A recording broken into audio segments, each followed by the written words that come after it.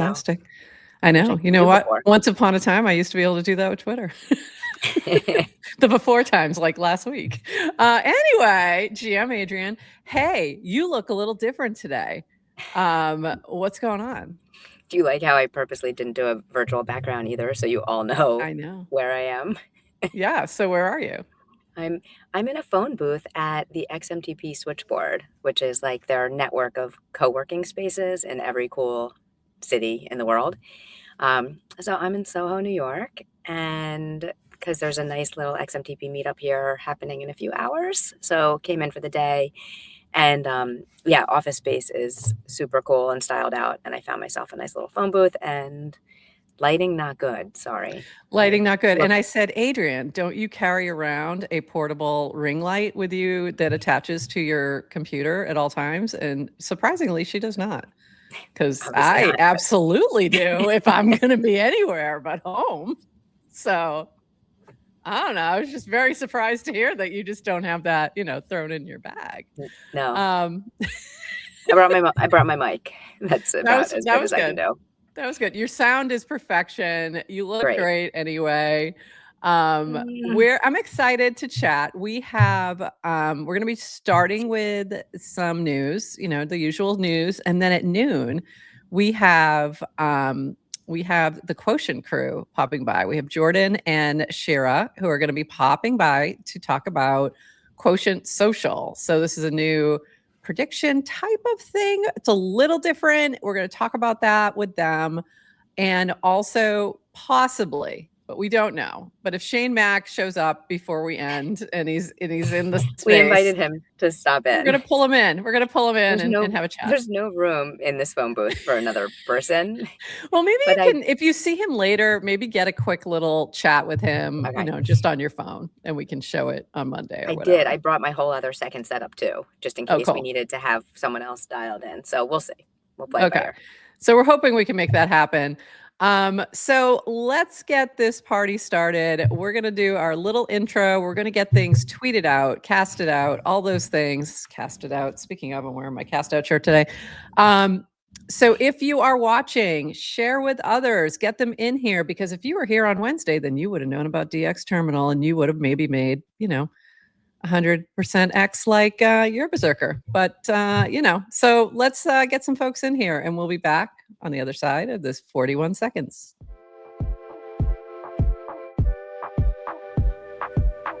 Welcome to GM Farcaster, bringing you everything from breaking news to spicy memes to the deep lore shaping this vibrant digital community. More than just a show, GM Farcaster is your digital third space where the community connects, the stories unfold, and the culture thrives. Whether you're a daily caster or just dropping by, we've got the latest buzz to keep you plugged in.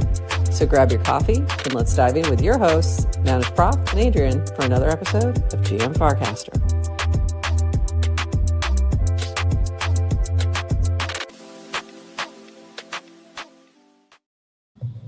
GM Farcaster. It is Friday, February 27th, and you are here with NounishProf and Adrienne for 29 minutes of Farcaster news to start your day, plus a chat with the team from Quotient HQ over on Twitter, Quotient on Farcaster, and we're going to be talking about their new prediction market. And hey, guess what, Adrienne? What? Twitter is back to normal. I just So I was like, why do we have so many people in here already? Because we've been having trouble with that. And it's because it's now tweeting us back out normally. So that is nice to see. So now I just have to say live now instead of like a whole big dealio. So yay. Thank you. Thanks, Elon. Thanks, Elon. We love you. Ish. You're so handsome and smart. You're the best. We love you so much. We can't wait to go to Mars. Anyway, moving on. We're going to start with the dev call that happened on right after the show, not long after the show on Wednesday. So, was it Wednesday? February 25th, yeah. So Adrienne, you were there. You were hanging in. What happened on the dev call? Yeah, dev call was great. So this is something Merkle used to do that would host dev calls since the beginning of time. I think it was like every 2 weeks they would do it. They might have reduced down to once a month. But Rish is continuing it. I think this was the first one. I'd say post-acquisition, but also we know the acquisition hasn't closed yet, so mid-acquisition. Mid-acquisition. But I think generally is good. If you're a dev, if you're building on Farcaster, these are open invites. The calendars, it's a Google Calendar with public, so you should get that on your calendar and pop in. I found the overall vibe like just very collaborative. Great. So it wasn't just one-way communication from Nanar to the masses. It was kind of back and forth, and the agenda is always public as well. So they kind of just go through protocol updates, Farcaster app updates, Clanker updates. Rish did address some of the thoughts about decentralization, about the fork, Hypersnap fork, and yeah, I thought in general it was great. I think we have to remember, yeah, sorry, I'm distracted. Yes, I got a new kennel, Bert. I love you. Okay. Oh, wait, sorry. I'm just gonna Bert missed the very beginning, so we'll have to. We'll explain the kennel in a minute. I am in a cage. Okay. And I think it's important to remember, like, as much as it, like, Nanar's been around forever working on Farcaster, but they just brand new team just took over all of the assets. And I told him, like, I don't even think the app really goes down, but you have to understand anyone it's all brand new.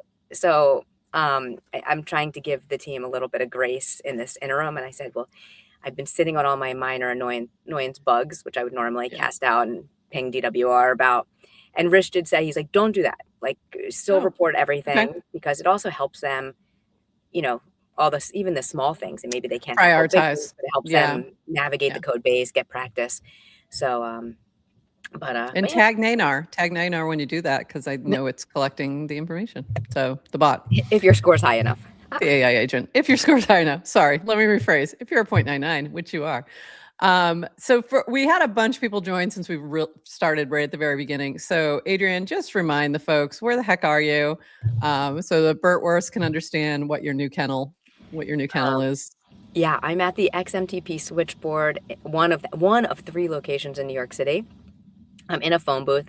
So my background, I purposely did not do a virtual background. So, you know, I'm in this kennel. So you'd see that she's in a phone booth. Yeah. But the actual office space is like one of the highest styled places ever. I'm in Soho. It's like all cool leather couches and dark light. I don't know. I feel like I'm in a nightclub. It's super cool, like a lounge. It's great. And then there's an XMTP meetup in a little bit, right? And then there's an XMTP meetup in a few hours. I think we're going to be hearing about what people are building on XMTP. So very cool. And I think Shane announced this. It's called the switchboard. If you are building on XMTP, you can join this community, and you have access to co-working spaces in like dozens of major cities around the world. I know. Yeah. So, and you get 10 free passes a month. So for people like us who are kind of solo builders, and it's like, it's great to have a place to. Yeah, it's fantastic.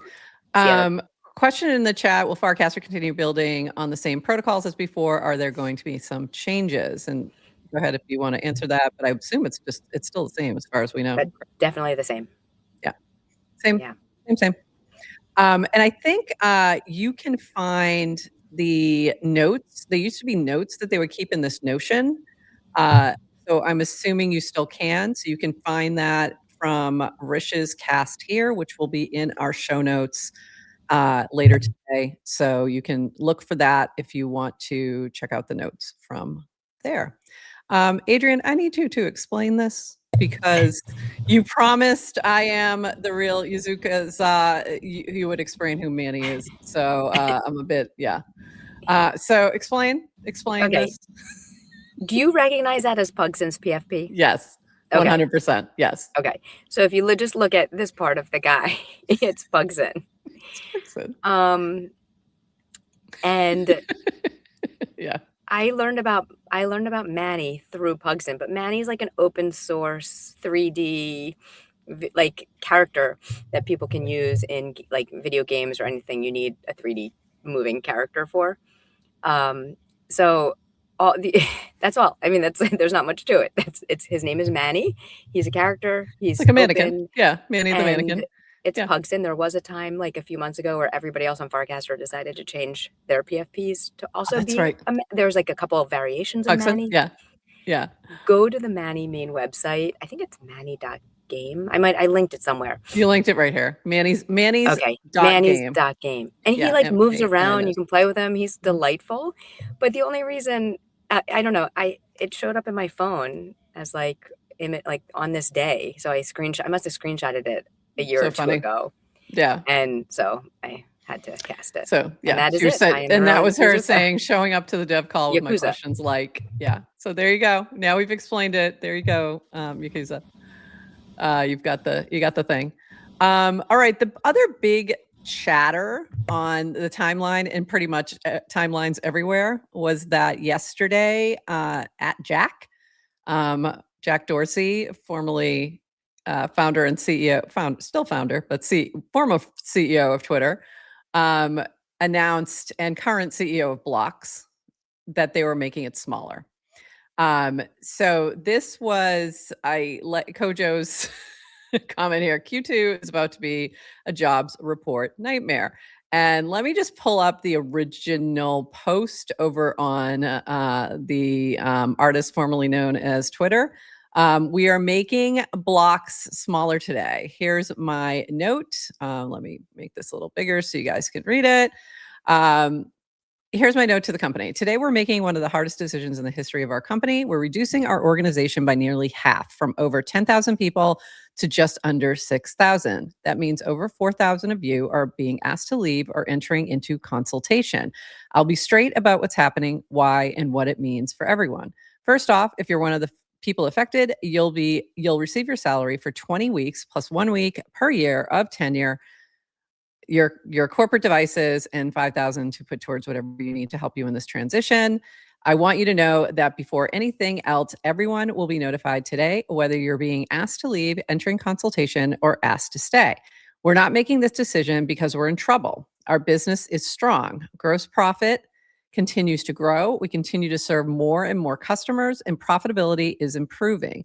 But something has changed. We're already seeing that the intelligence tools we're creating, interesting choice of words, we are creating and using, paired with smaller and flatter teams, are enabling a new way of working, which fundamentally changes what it means to build and run a company. And that's accelerating rapidly. I had two options: cut gradually over months or years as this shift plays out, or be honest about where we are and act on it now. I chose the latter. Repeated rounds of cuts are destructive to morale, to focus, and to the trust that customers and shareholders place in our ability to lead. I'd rather take hard, clear action now and build from a position we believe in than manage a slow reduction of people toward the same outcome. A smaller company also gives us the space to grow our business the right way on our terms, instead of constantly reacting to market pressures. A decision at this scale carries risk, but so does standing still. We've done a full review to determine the roles and people we require to reliably grow the business from here, and we've pressure tested those decisions from multiple angles. I accept that we may have gotten some of them wrong, and we've built in flexibility to account for that and do the right thing for our customers. We're not going to just disappear from Slack and email and pretend that we were never here. Communication channels will stay open through Thursday evening Pacific, so not that long, so everyone can say goodbye properly and share whatever you wish. I'll be hosting a live video session to thank everyone at 3:35 p.m. Pacific. I know doing it this way might feel awkward. I'd rather it feel awkward and human than efficient and cold. To those of you leaving, I'm grateful for you, and I'm sorry to put you through this. You built what this company is today. That's a fact, and I'll honor forever. This decision is not a reflection of what you contributed. You will be a great contributor to any organization going forward. To those staying, I made this decision and I'll own it. What I'm asking of you is to build with me. We're going to build this company with intelligence at the core of everything we do, how we work, how we create, and how we serve our customers. Our customers will feel this shift too. We're going to help them navigate it towards a future where they can build their own features directly, composed of our capabilities, served through our interfaces. That's what I'm focused on now. Expect a note from me tomorrow, Jack. Normally, I would not read a whole thing like this. I had reasons, a couple of reasons, but I want to just follow up with a couple quick things before we dive in and talk about it. We had this, people, thank you, people, for weighing in with the pink slips. Nobody knows what a pink slip is, but that's if you get laid off, they used to give it to you on a pink slip. So that's a little old school. And then there was a lot of pushback on this announcement that felt like, oh, you're blaming AI, which honestly, they only said intelligence tools. They never really said AI, but we know what they're talking about. There was pushback that, oh, you just overhired. This is your way of cutting back.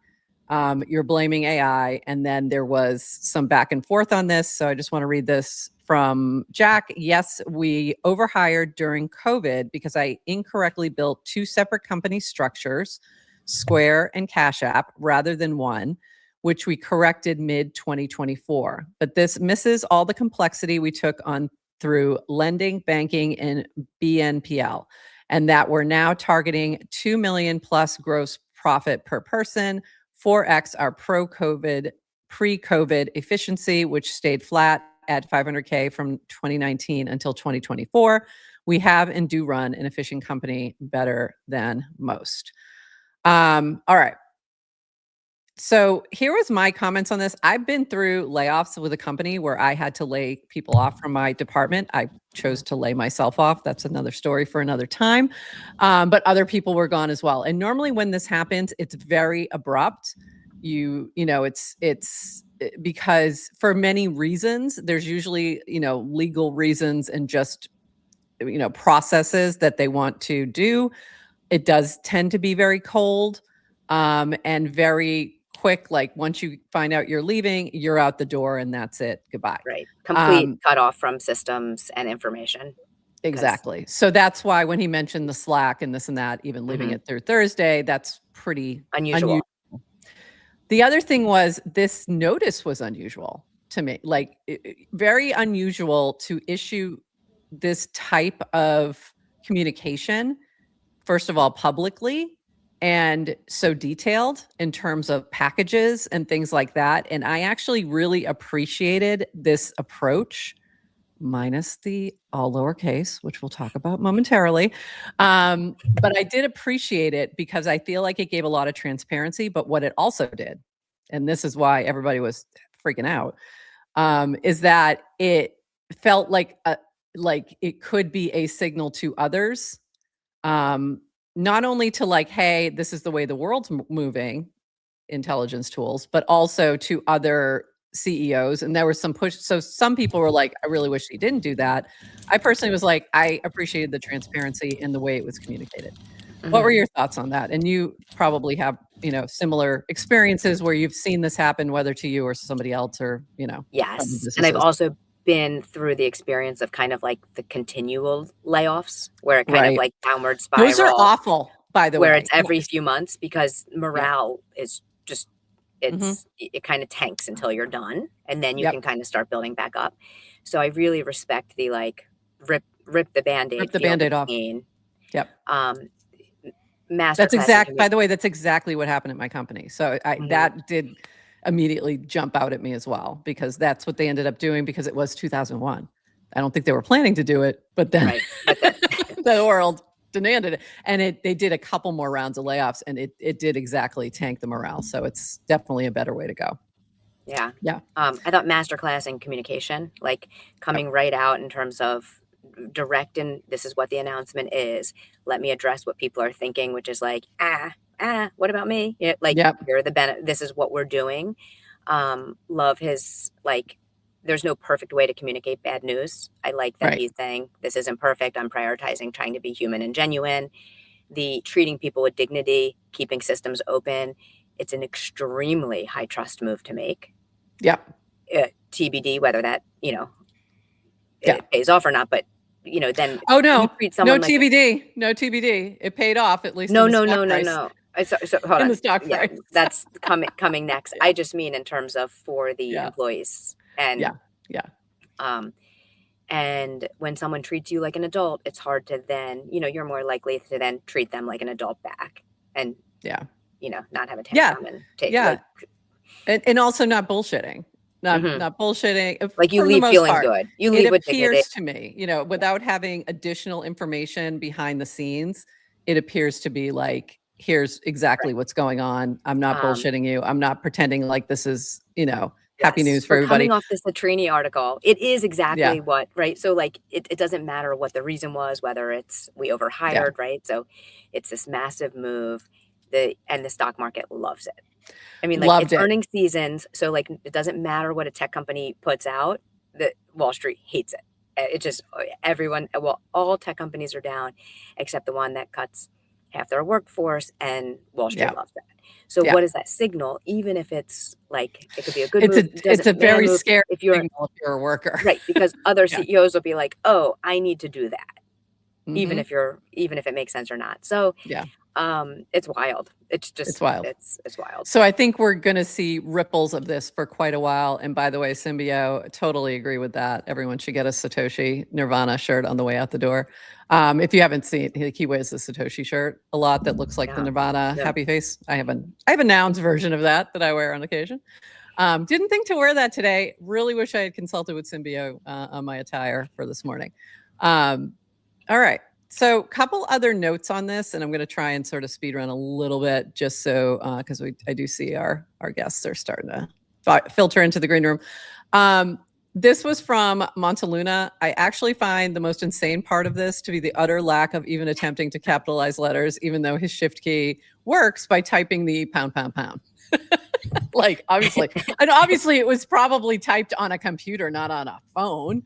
And then there was a back and forth with Aaron or Aaron. I'm going to say Aaron. I'm going to say Aaron today, and I'm going to explain that in a minute.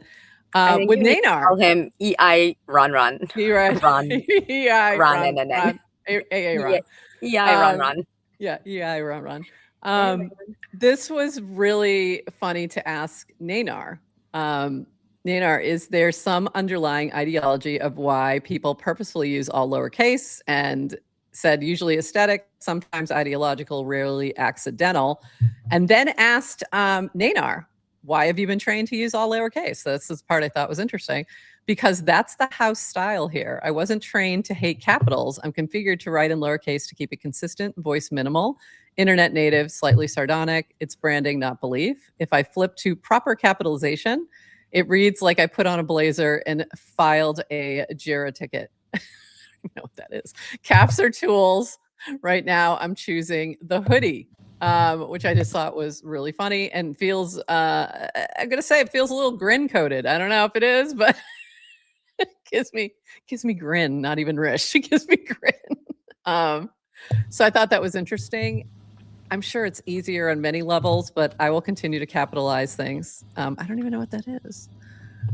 I don't know what that is. I don't know what JIRA is. Anyway. It's go ahead. Do you want to explain it? Bug tracking software. Yeah. So like if you don't like to-do lists and tasks and boards, it's like, it's no, definitely not just bug tracking. So it's like tracking all kind of software. That would be something I would never use.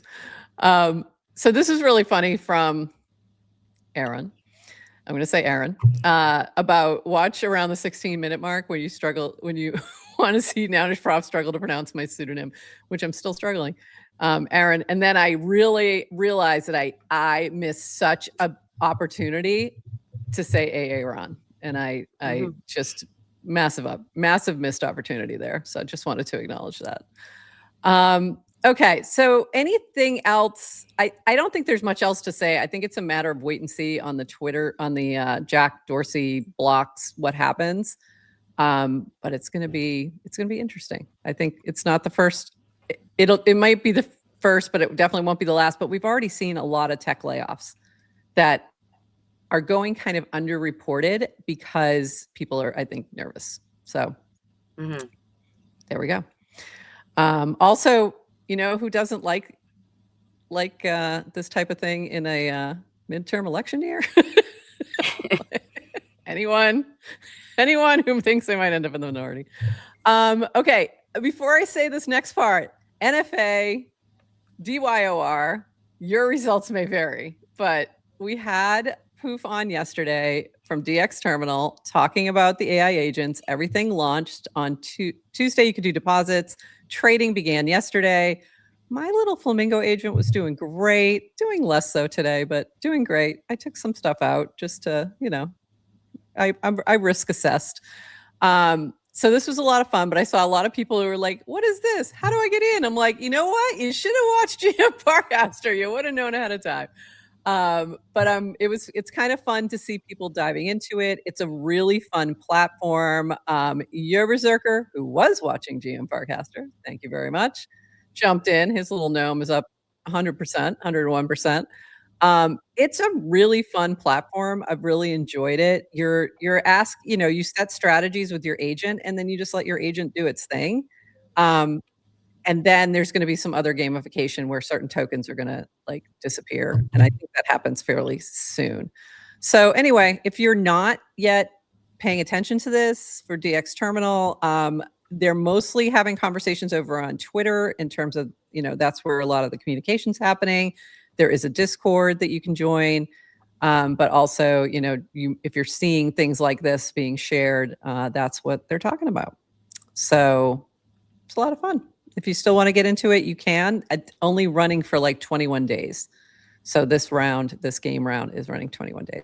So get in there. How often are you updating your instructions to your agent? I did it a couple times yesterday just to kind of check in and start to get the feel of it. And what I've been doing is just asking it, should we change anything with the strategy? Like, here, analyze this token. Should we change anything with the strategy? The first run with the Genesis tokens, it did great. Everything was fine. And then things started to move. But I noticed when I made the decisions, did a lot worse. Like when I was like, oh, we need to get out of that. We need to get out of that. And then I should have just let it do its thing. It had a better idea. So this morning I did go in and go through each token. There's a little place where you can click on this little brain. It'll drop into the chat and say, please analyze this token and tell me whether I should buy, sell, hold. And it will give you an idea, and then you can decide, to create a strategy around that. So I did that for all the tokens this morning, and now I'm just letting it do its thing. So we'll see. We'll see how it goes. But yeah, you don't have to do too much. It frightens me. It frightens me that what you just described is going to be the pattern for everything. 100%. Which is like, you can do a lot of this with Banker. People. Yeah. You can do this with Banker AI will already. always be smarter. Yeah. I mean, a lot of this, with your real, wallet, you can have Banker make suggestions and create different strategies and plans for what you want to do with Banker. I have not taken advantage of my Banker Club token to any extent. It's just one of those things that I'm not really a trader. I'm more of a play around with trading kind of thing. Mm-hmm. So the reason I'm doing DX Terminal is, one, it's fun. I like the art, and I'm putting very tiny amounts in, just letting it play, just so I understand what's going on. Mm-hmm. So, but I'd highly recommend checking it out because it is really fun. And if you missed our chat with Poof on Wednesday, go take a look at that. I mean, we went through it. We talked about exactly how to play. He gave some tips on things. We, unlocked some settings I didn't know existed.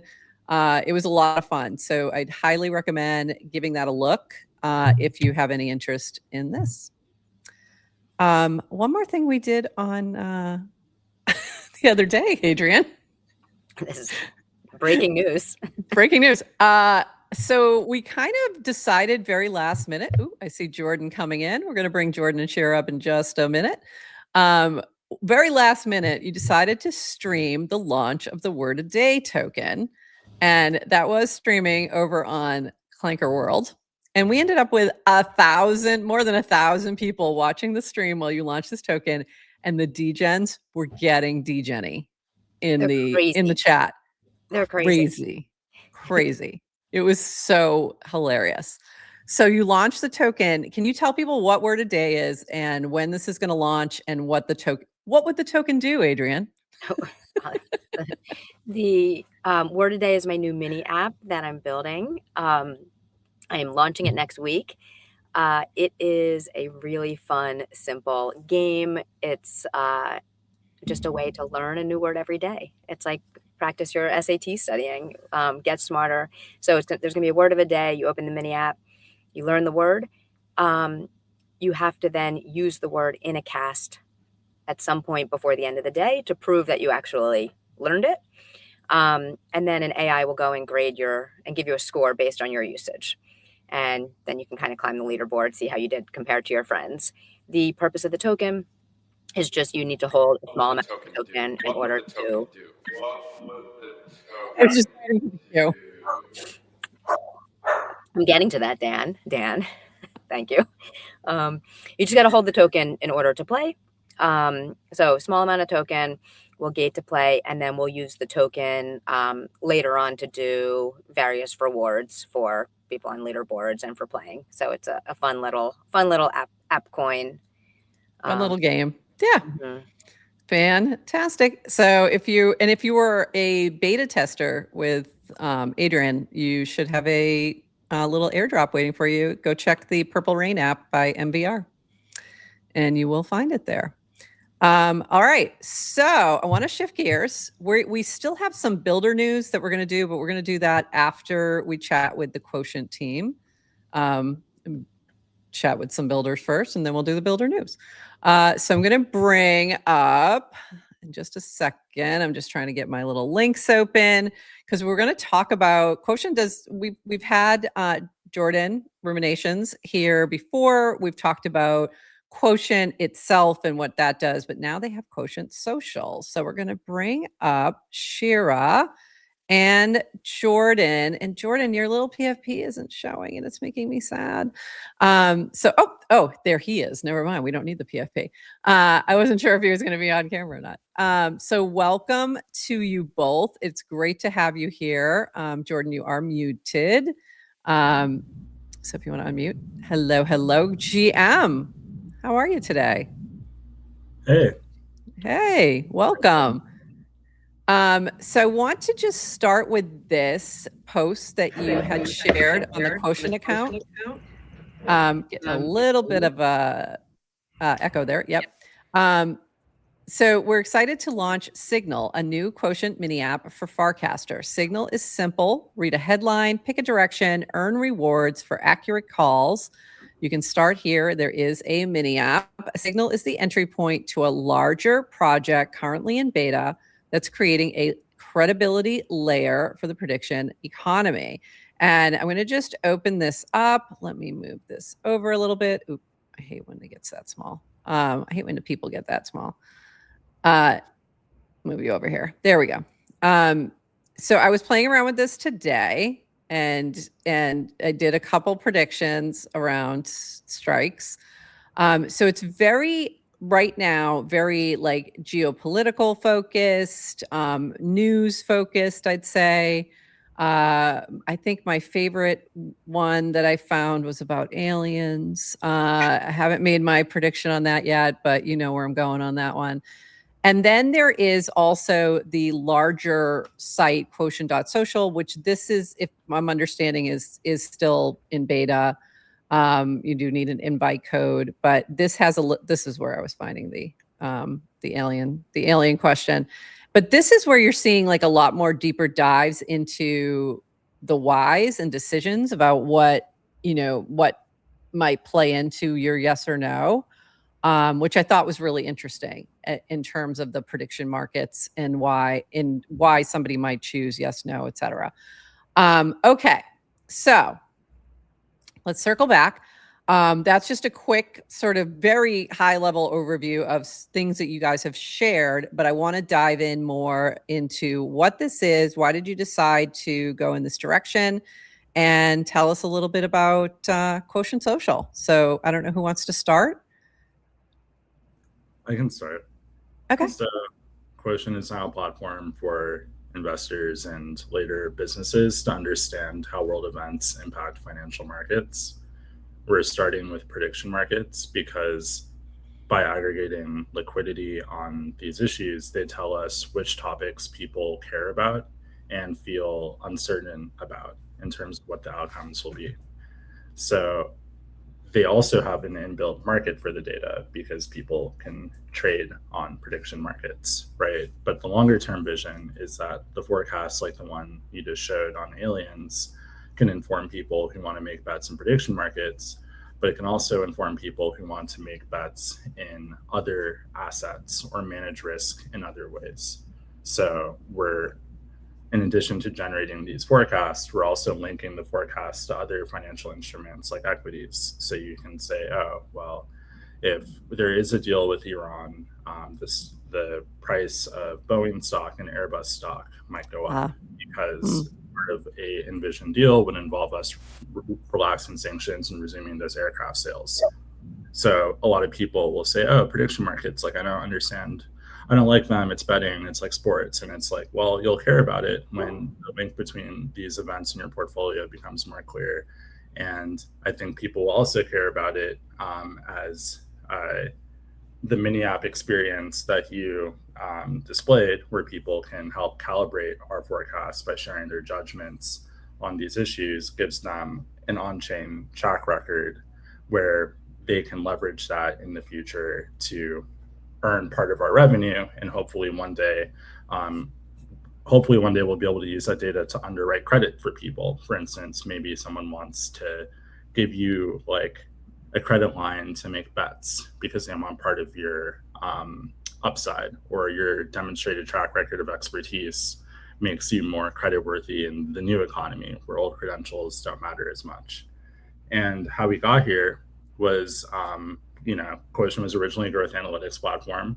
There wasn't a lot of people to sell the data to. Like most companies in our space are heavily subsidizing their services, and we couldn't afford to do that because we were mostly bootstrapped. So it was like, okay, what's a high value application for this data?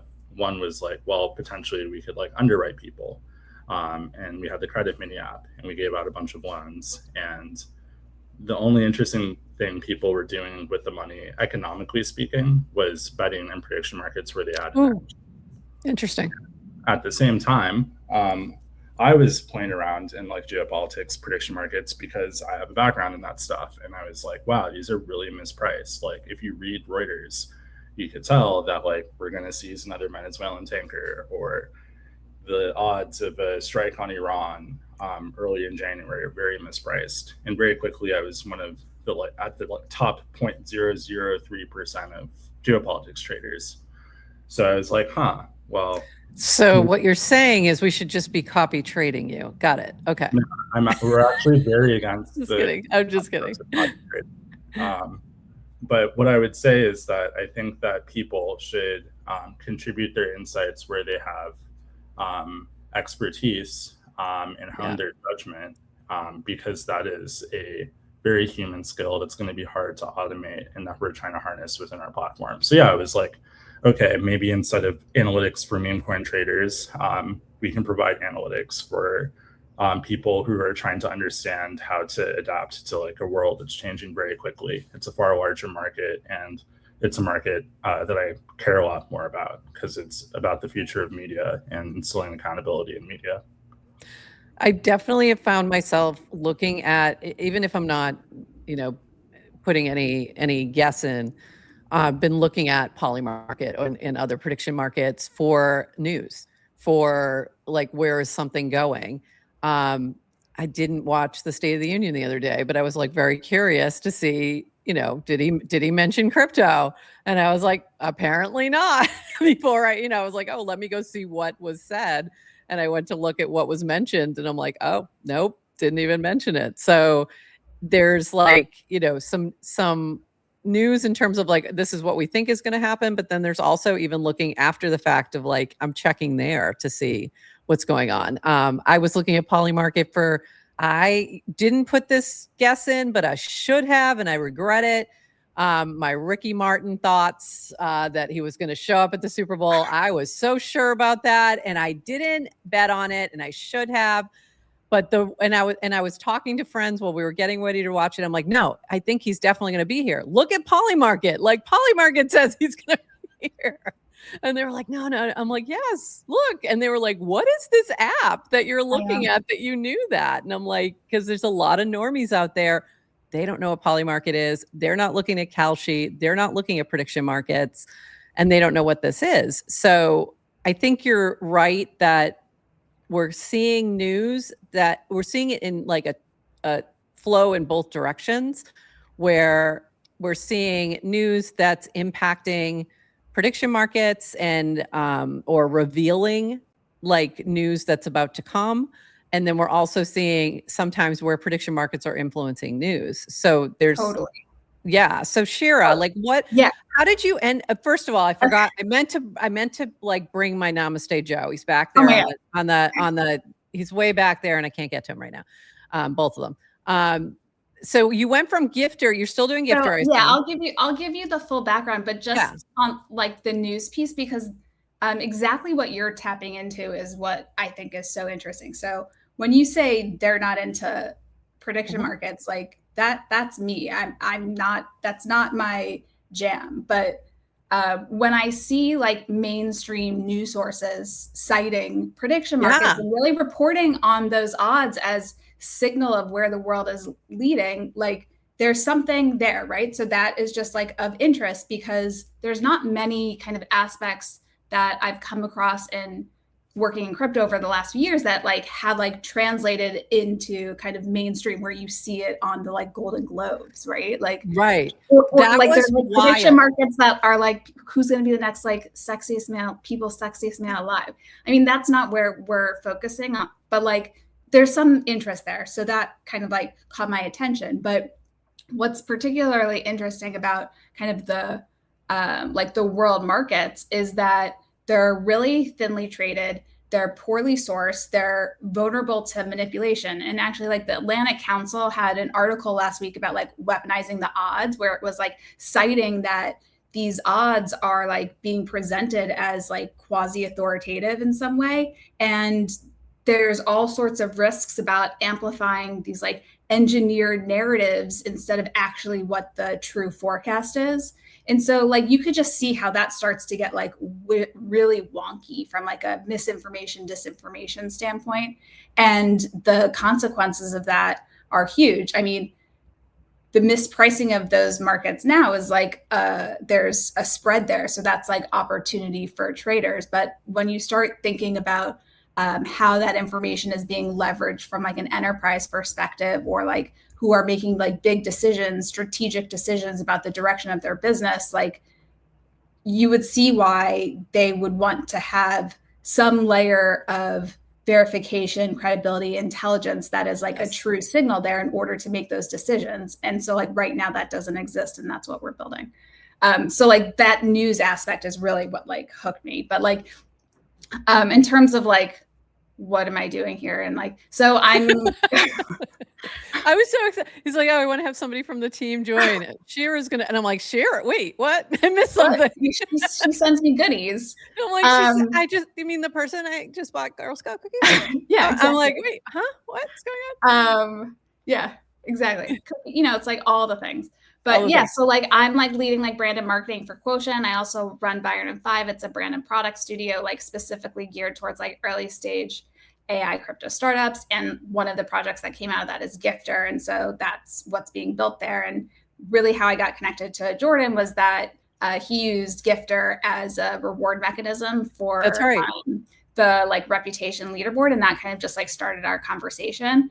And then when he launched credit, I was like, oh my God, like this is like so fascinating, just like this new way of thinking about offering credit. I used to work at Citi, so there was like many conversations many moons ago, like very often said like banking the unbanked and thinking differently about like credits, whatever, like, you know, and just trying to have like a fresh new way of thinking about it. So I was like super into the credit product. I thought that was so cool. And then it's just kind of evolved. And now kind of working with the team on Signal in this aspect. But I think beyond kind of what's been exciting about working with them, like I'm into the vision. I like see where it's going.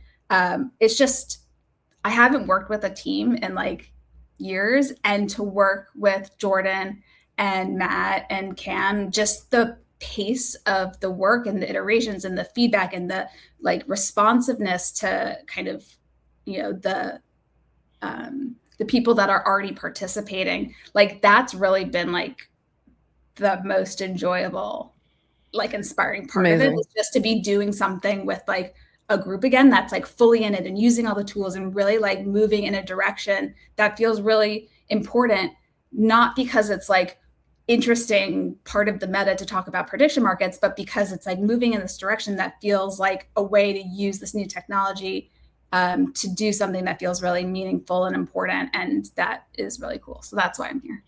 That's very cool. And I forgot about that, the quote that I ended up with something from, I ended up with another Namaste Joe from Betr or something else. I think, I forget, but it was like, from the leaderboard. Yeah. Jordan, so you've expanded the team because you also brought in some other folks. So tell us a little more about that and like what, so what does this team make up? Like, what are they focusing on? Like, how are you moving now in terms of growth?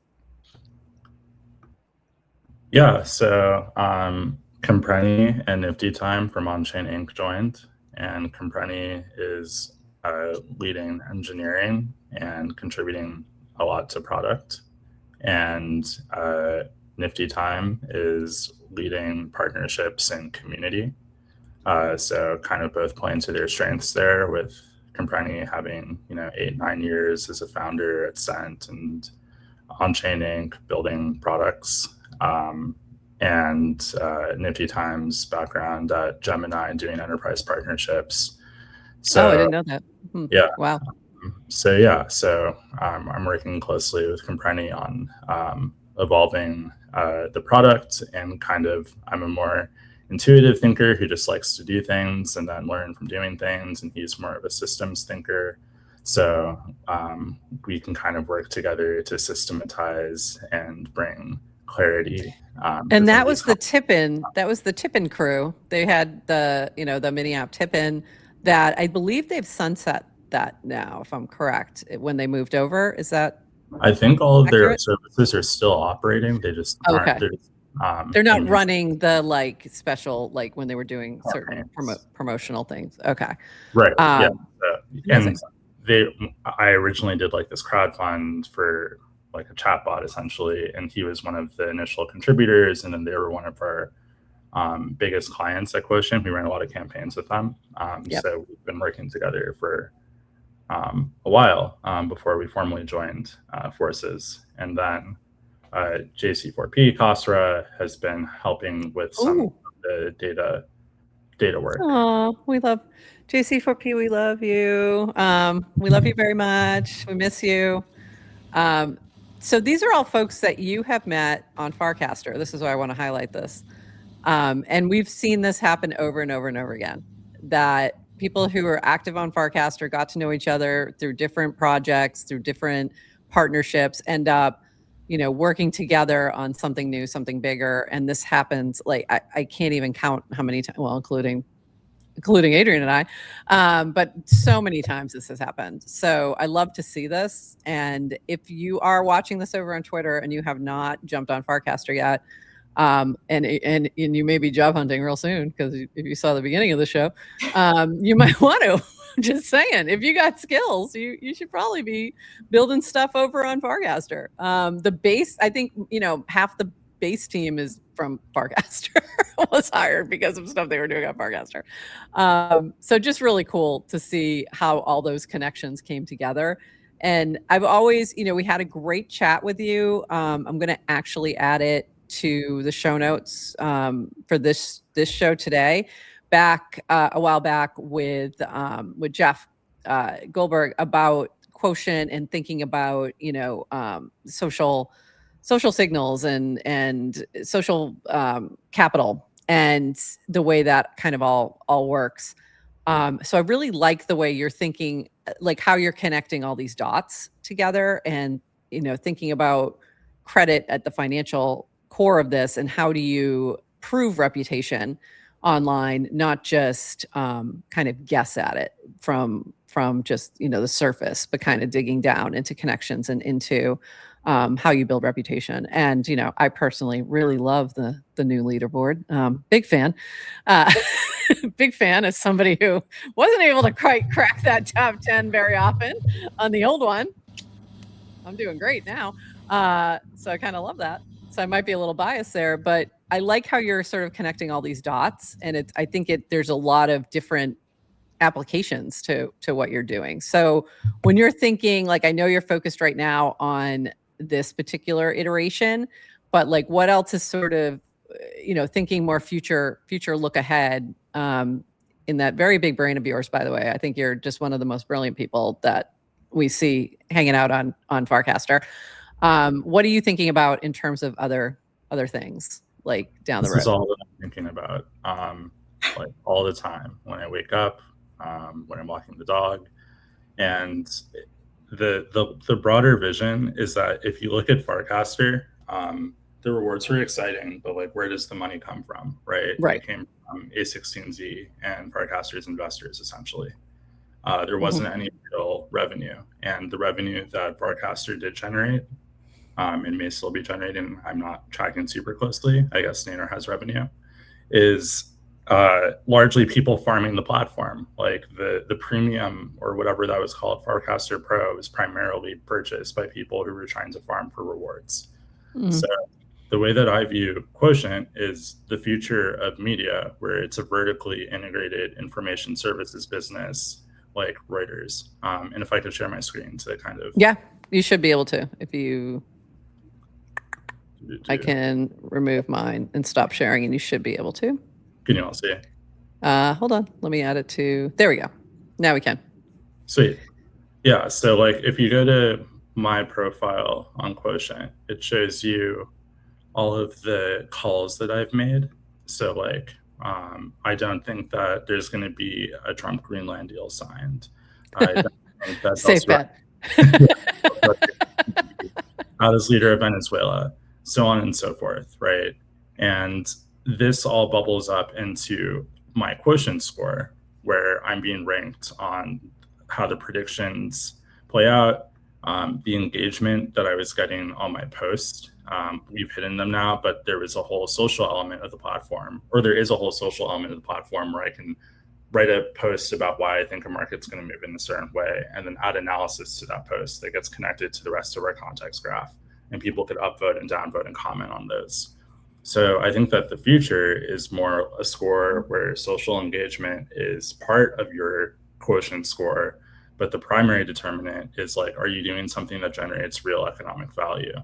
And by kind of what we're doing now in terms of having hundreds of users provide their judgments on those prediction markets and getting that context graph that combines their reasoning with the reasoning of our agent that's doing research in all these markets, we get a data product that we can sell to people.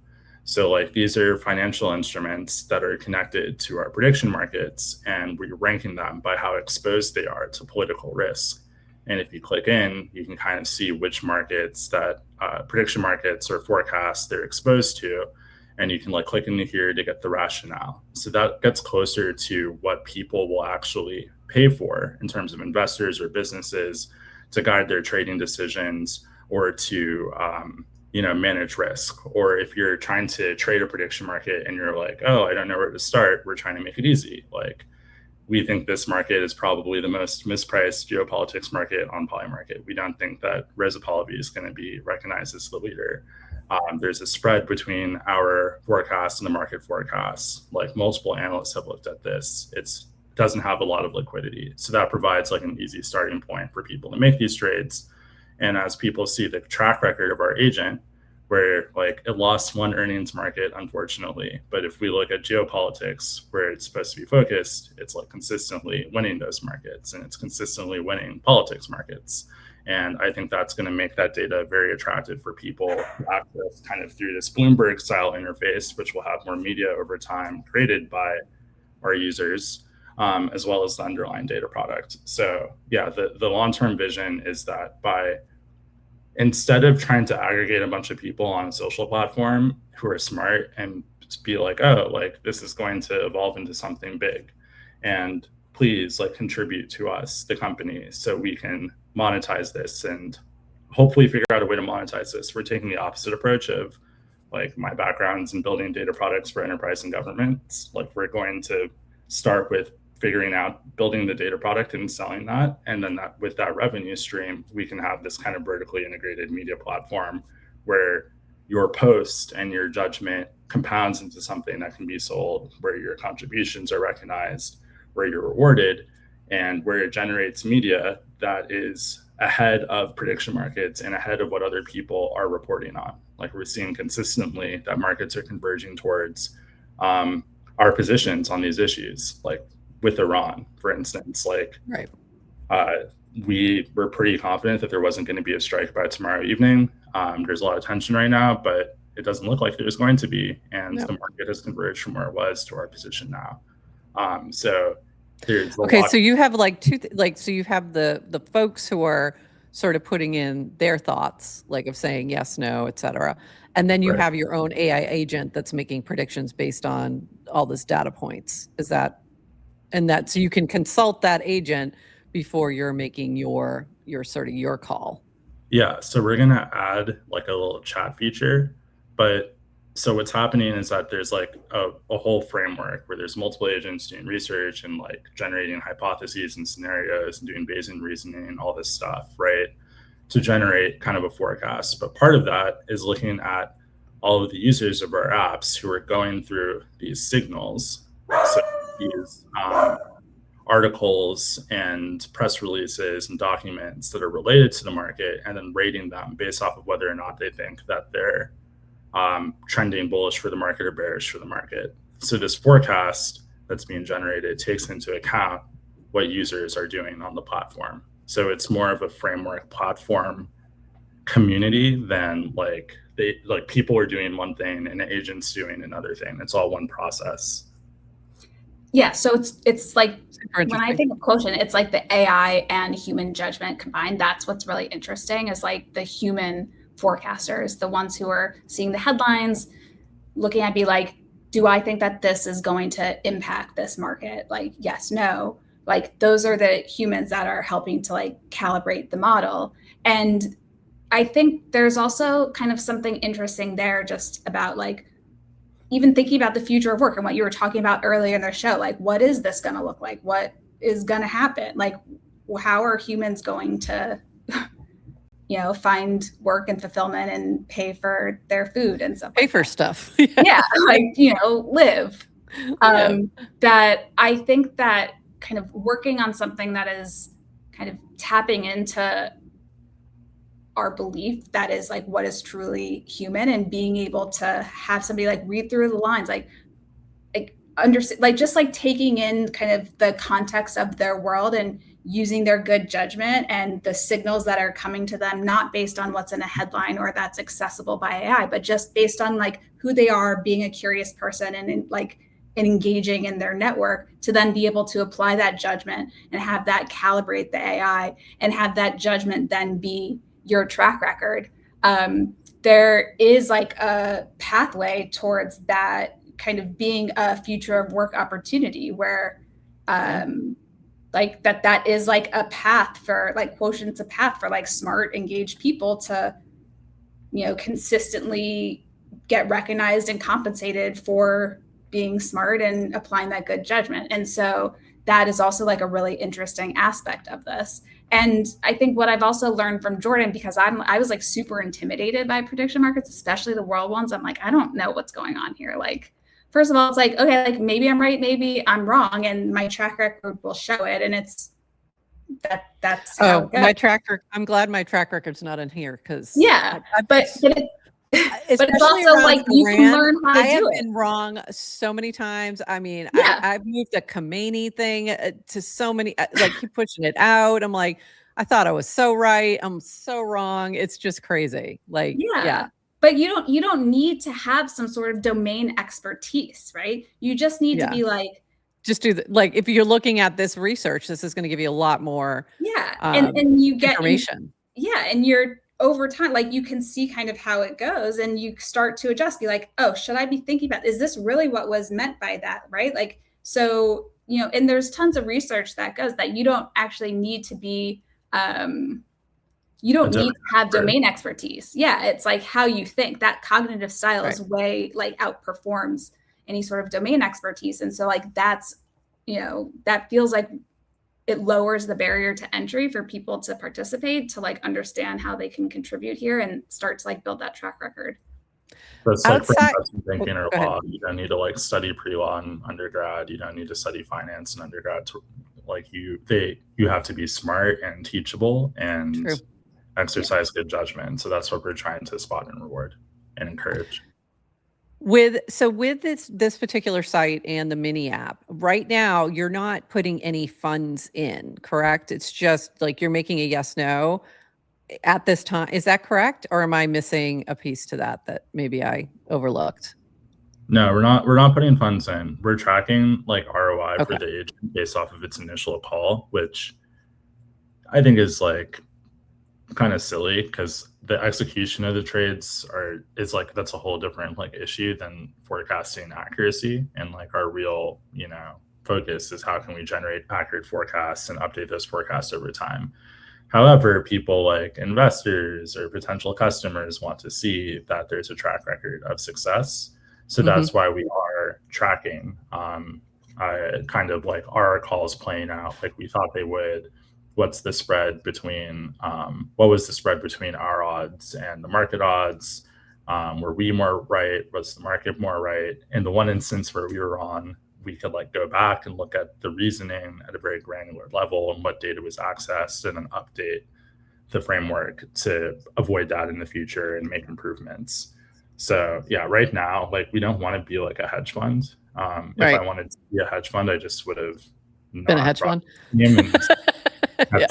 Markets myself, but I sincerely think that this is the future of media. And in like 10 years, if Quotient successful, you won't go on X and see people posting AI slop that's designed to like generate engagement that misconstrues the statements of senior policymakers or of corporate records disclosures, because those people will be punished, and you see it all the time, and it aggravates me. So yeah, that's and kind the other. So in terms of like the data you're pulling, are you pulling more like? Are you trying to pull more like primary sources, reputable things like that are being sort of analyzed rather than, sort of scouring social media?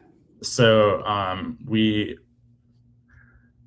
as an analyst, like I was trained to never completely discount anything. But there is a source hierarchy. So like what the forecasting framework does is the first agent looks at the market question and is like, what are the questions that we can ask whose answers would be like dispositive or close to near dispositive for like this market, right? And then based off of that, it does research, and depending on the type of market, there's certain types of sources that might be more credible or relevant. So like Edgar filings for, publicly traded companies, or in the international relations context, like, Stimson's like a very reputable think tank.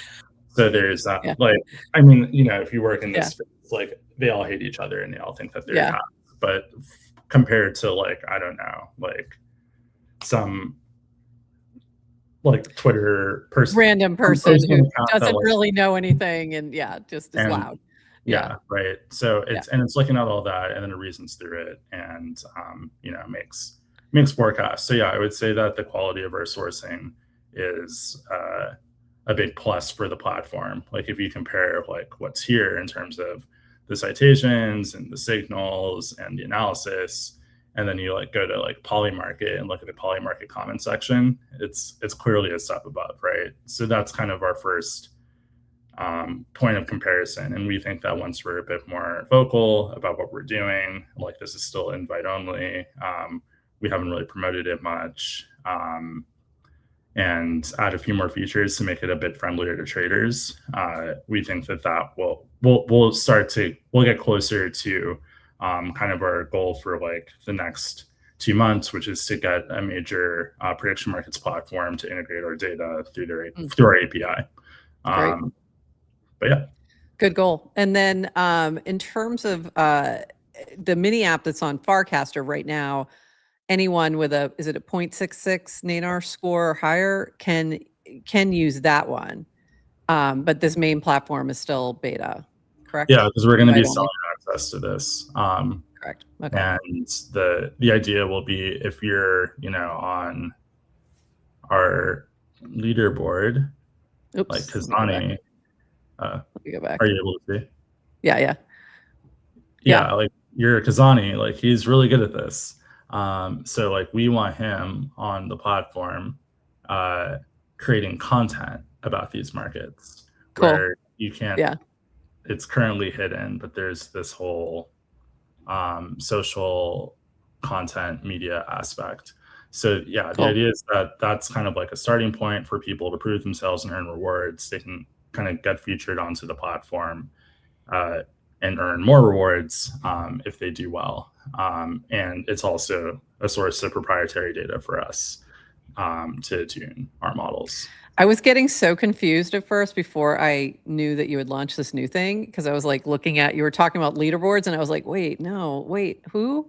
They're not at the top of the leaderboard. What leaderboard? I got confused that there was two leaderboards, and they were very different. So I was trying to like get that kind of dialed in, but I understand now. We've got a couple questions. Jonathan Colton with the most important one. How do you get invite codes? You just ask nicely. And if you're a reputable human, you might be able to do that.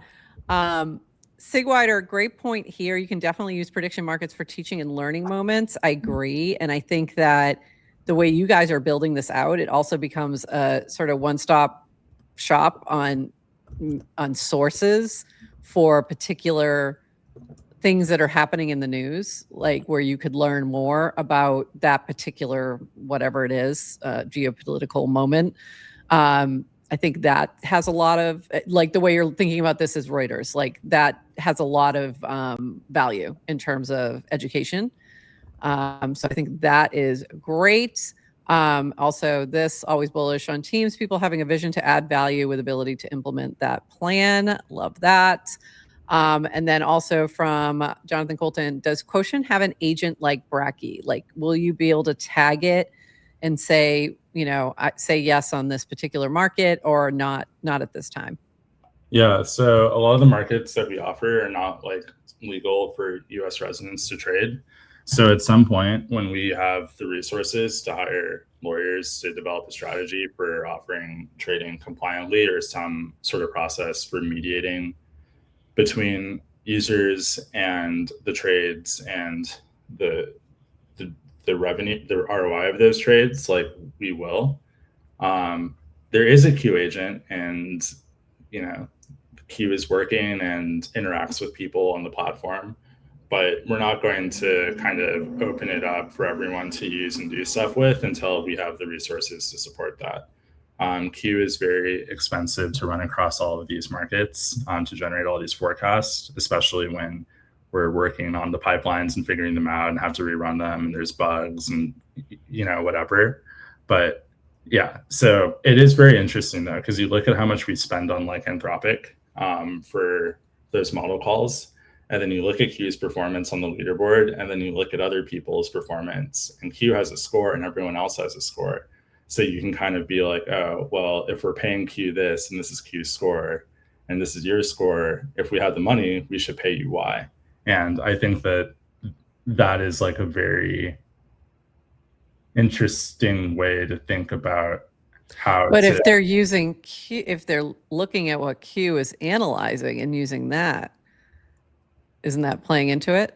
Like if I'm looking at what that analysis and just going, oh, they're saying this, I'm going to say this because they have a 90%, yes rate. I mean, like correct calls. So you could do that. And I would say that's like cheating on a test. It's like if you cheat on a person, you'll get a good grade, and then you'll get the benefits of having a good grade. But down the line, if you don't actually master the material and how to study, you're going to get wrecked when something that you're not prepared for. Yeah, that's true. But yeah, true story. I hope that people want to that view Q as a credible source of insight and make decisions based off of it, and they're starting to. So it's exciting. Yeah, Bert Worse, we also love how his brain works. We love how your brain works. Adrienne, I know you're in your little phone booth over there. Do you have any questions or anything you want to comment on? What do you think? It's super cool. And I was just playing with the mini app while you guys were chatting. Of course you were. I like the onboarding flow. I can't wait. I mean, she can't wait. She does this during the show. I mean, it's really funny when it's just the two of us and you can tell she's completely distracted because I've mentioned something and she's now playing with whatever it is. Yeah. I'd rather be in the audience. No offense. Just was leaving her alone. And so she can go play with the new things. I mean, I hope everybody does it. Yeah. I mean, now you all should go do it, but can you wait till the show's over? Yeah. Yeah. And KMAC soon. Yeah, soon. I'm trying. We're working on that. We're hopefully getting a hat market of what hats and if we wear hats and things like that. It won't be likely. I think the Quotient markets are a little above what, they're not really looking at that kind of thing yet. Well, we're not that big. We're not that big for that particular market. But it's like you need like a water cooler for people to like want to hang out in. So like, if I can share my screen again, if that's okay. Yeah, you can. Yeah. Yeah. Yep. So like I was on a date last night and I was like explaining what I did, and I was like, oh, like here's the homepage. Like I'm curious from a UX perspective, like what do you want to do? And she was like, culture, celebrities. Yep. And then I showed her some other stuff. Love that how Jordan, we were talking about the hats we were wearing and he immediately went to celebrities. Like, I don't know how you get from us to celebrities, but okay. Well, that's my beat. well, yeah. And we're not celebrities. Well, okay. But I guess the point is, I know what you're saying. Yeah. Yeah. There's a bunch of other markets here, like Will Kardashian passed the bar, et cetera, where people have written analysis on our platform. You can't see it right now. Yeah. But the idea is that, here we go. Yeah. I see, this is where I want to be as well. Like, these are the things I would want to comment on. And, Kojo has been working on the tomorrow one that has the video, and the Traitors market just ended. And we were going to talk about that on the second part of the show. And that was like, that's where I want to dive in, is to those culture things. And I think like, I'm just going to say that's my area of expertise. Is anything on Bravo. And it's expertise, but it's just like competence built over time by absorbing a lot of that content, right? Spending way too much time. People can do this for fun, like when they're like bored, and then they're like, okay, time to go back to the data mines with like Somalia's like GDP like forecast or whatever it is, right? Kind of like people like to gossip at work and then they go back to work. So there's definitely a role for culture and hats and all the other things. I think micro markets will have their moment where like we will see those things where people can spin up their own little micro markets for things like podcasts in live streams and such. I think there's opportunity there for sure. But yeah, the other thing we need is Kanye going to pass the bar? Because now he said he's going to go take the bar exam. I'm dead serious. Is that breaking news? That was like, I think it was like over a week ago. He said this. Yeah. That he was going to take the bar exam to see if he could pass it before Kim did. Yeah. Talk about like spite really just driving you, right? Like nothing like a Kanye scorned, man. So funny. So we'll see which one can pass it first. There's a market there, but yeah, this is really Jordan fun. and I are take both sides of that argument. I'm pro Kim, and he made a very compelling argument as to why it's not going to happen for her. I think she's going to have a hard time, and I think it's more about having taken and passed the bar on the first try. I spent 4 years in law school because I went at night and worked full time. And then I spent 2 whole months where I did nothing but take a course to study for the bar exam and then do practice tests. That's what I did all day. I went to the gym and then I did that and that was it. And this is when I was younger and I used to go to the gym. And that was it. And I was in great shape and my brain was ready. So I don't think her current lifestyle allows for that kind of focus. And that's an example of how you can leverage your expertise to earn the platform. I would have said, and the second time around, maybe she'll do better, but I would have said the first time around, there was no way it was going to happen just because of the way she was doing it. But anyway, I'm afraid the show just jumped the shark by talking about the Kardashians.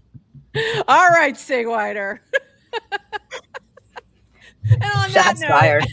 we started from very high level Reuters geopolitical analysis with one of the smartest people at Farcaster to, yes, let's take this right to the Kardashians. I was saying, whatever. People want to talk about education. She like didn't go to law school and took this like very weird path of like judges, like office study that like 7 people in California do a year. And a lot of them actually pass the first time. Like if you look at it's hard though.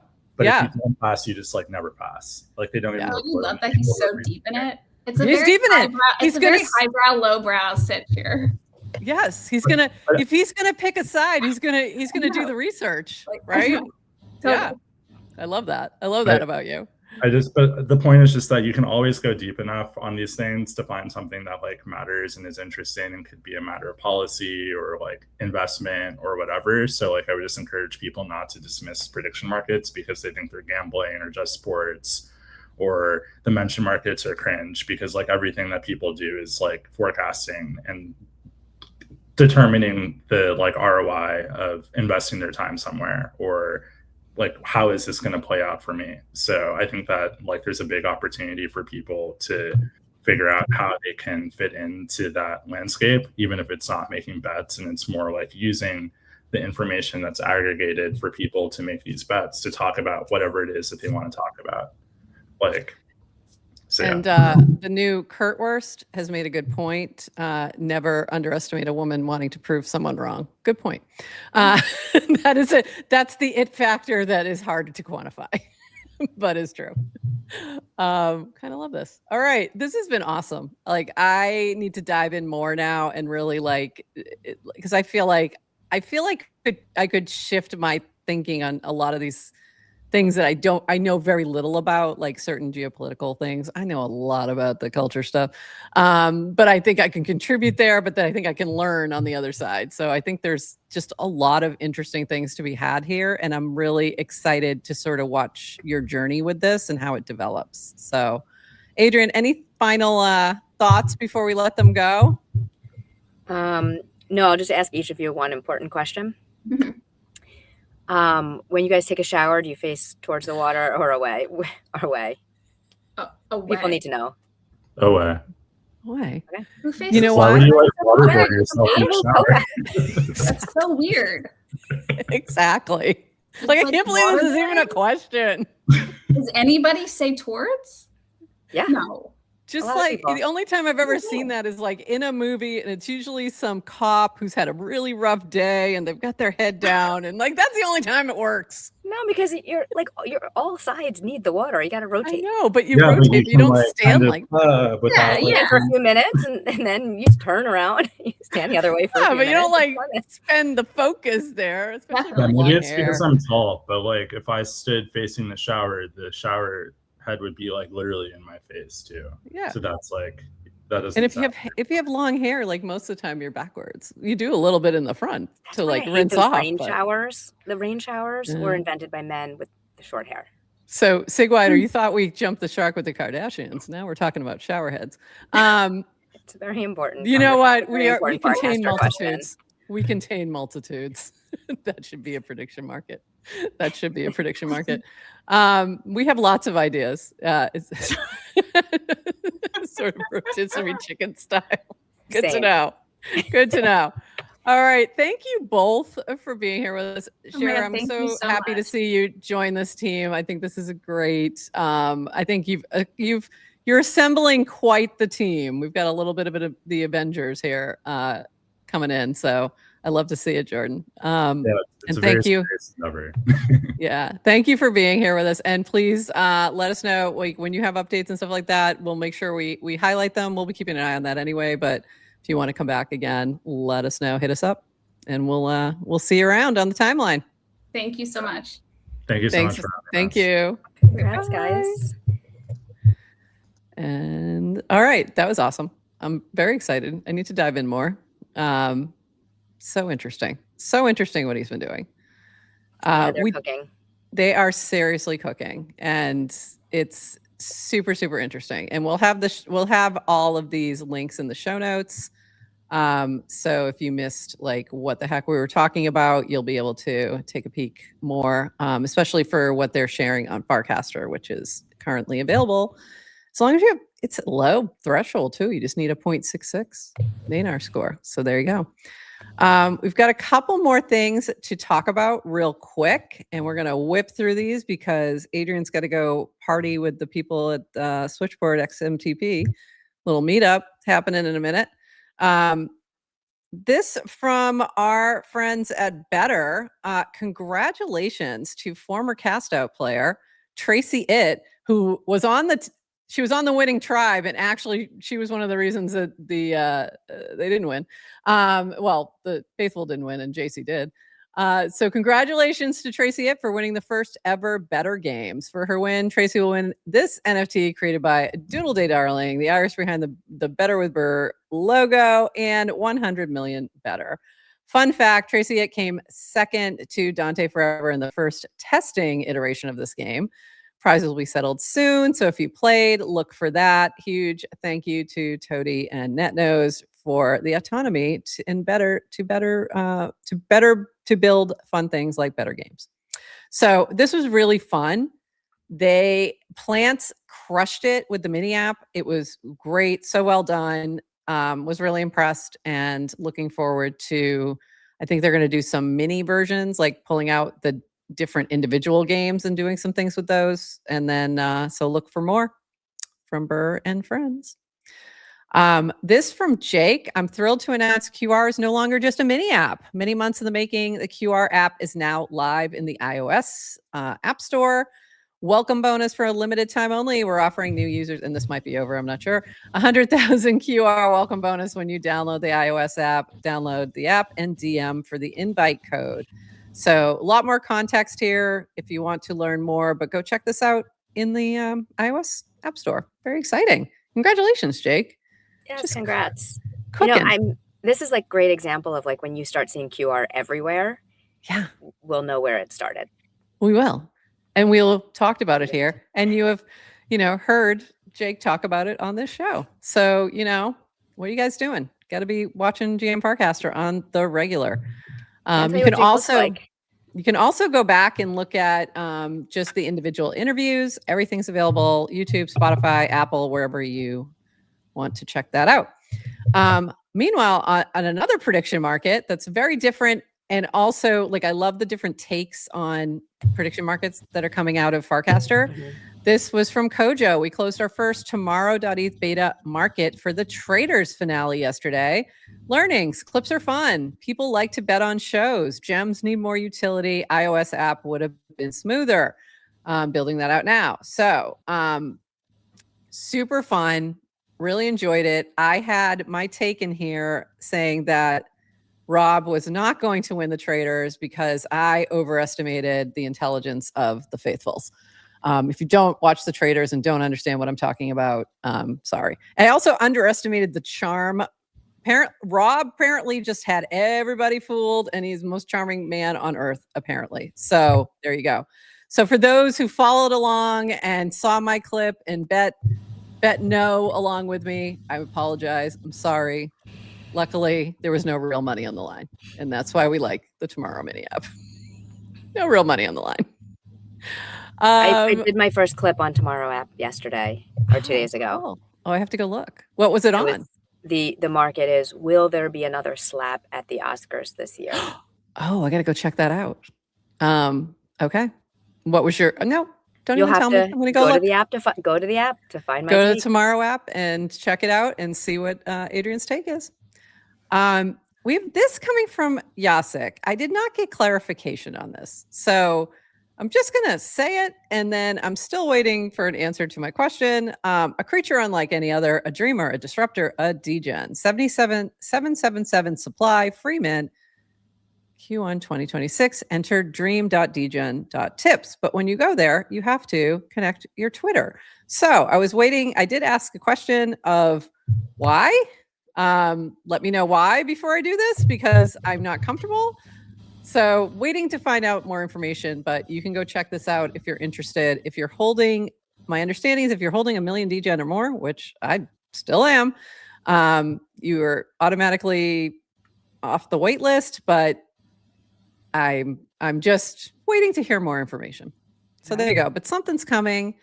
Looks like there's a cute little new mascot that's coming. So just curious to see what this is all about. So keep an eye on Yasik, and hopefully we'll know more soon.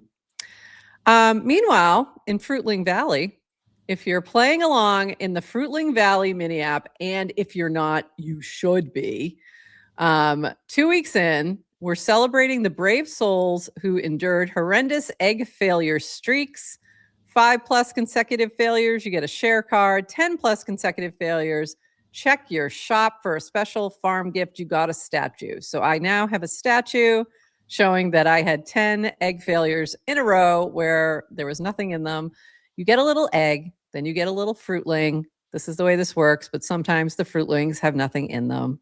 And now you can get a statue if you had enough of those. So anyway, if you've been playing along, go check, because you might have something waiting for you there. But honestly, this has been a really fun game. It's a great little distraction. You're just farming, and it's super fun. It's very social. You can visit other people's farms. I'm enjoying it. It's incredibly well done by Matt Kim and James. Is it James Kim? James Kim, I think. I think they're brothers. I'm not sure. I shouldn't be saying things out of sorts. But anyway, they're doing it's really, really well done. Very cute. Go check it out if you haven't already. Have you done this yet? Have you?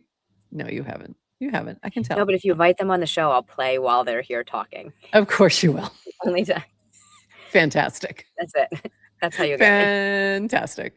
One last quick thing. We were on Farhouse yesterday, and you can go back and listen to the recording. It was really us talking about sort of our journey and just different takes on those kinds of things. And we had some questions from the audience. So anyone who was there yesterday, thanks for hanging with us. And Catfax had a question about what was making me smile yesterday. And my answer was Flava Flav and Public Enemy, because I was starting my day with Fight the Power. And then you had a little comment about that. So I'm just going to read this. Speaking of Fight the Power, here are 2 quotes about power I highlighted yesterday that I mentioned in our Farhouse chat today. 4 basic ways we can respond to punishment. We can comply, rebel, withdraw, or manipulate. A life of compliance is a life of denial, from the book Eastern Body, Western Mind, about the chakra system. So anyway, just us crypto rebels being crypto rebels, and Fight the power. Fight the power, man. Don't comply. Don't comply. F you, I will not comply. We don't. The energy we're bringing into the energy we're bringing into 2026 and all things. I feel like the degens of the world completely understand. If you comply, you're denying yourself. You can't do that. You have to live fully. You have to be complete. Be complete. Fight the power, people. Anyway, it was really fun. So thanks for hanging with us yesterday. Dibs on manipulate. I'm sure with that cute little face, you're getting all the cheese. Very easy. Very easy to manipulate if you're a dog. Very easy. Thanks to corner, and you have a puppy dog face, you get out. I know. It's easy. It's easy to manipulate when you're there. Thanks to everybody who hung with us today. You guys, we're almost up to about 1,000. Thanks for hanging with us. Hope you enjoyed the chat with Quotient. That was amazing. I'm really interested in what they're doing. I need to dive in a little deeper. We will be back Monday, and I don't think we have a guest on Monday yet. Do we? Not yet. That I'm not aware of? Okay. No guest Monday. No guest Monday. So we're going to just hang. We'll be on at 11:30 a.m. Eastern on Monday, as we are. So if you are not already following us, be sure to follow us at GM Farcaster, wherever you are watching this, whether it's YouTube, Twitter, any streaming app, Farcaster, wherever. That's where we are. If you want to listen back to other interviews that we've done, you can find those on YouTube, Spotify, Apple, and wherever you get your podcasts. We had some great interviews. Like I mentioned this week, we had Poof on from DX Terminal. If you're playing DX Terminal, you want to go listen to that, because he had some really good, interesting tips and discussion about what exactly that is. did we have anybody on Monday? We didn't have anybody on Monday. And we had a couple of great other interviews recently with Emily Jr. about DRB, Grok Has Money, and Kojo talking about the Tomorrow app that we were just talking about. So go give those a listen, a watch, and we'll be back on Monday. Anything else, Adrienne? No, happy Friday. Happy Friday. And I'm looking forward to hearing about your XMTP meetup. So get some photo and video for us to share on Monday. I'm going to head over there right now. All right. Have fun. Say hi to everybody. And happy Friday, everybody. We'll see you Monday. Enjoy your weekend. Thanks for joining us for this episode of GM Farcaster. And thank you to all our partners and HyperSub supporters bringing this episode to you. Follow the GM Farcaster channel for all the latest updates and add our mini app on Farcaster and the base app. Until next time, bye-bye.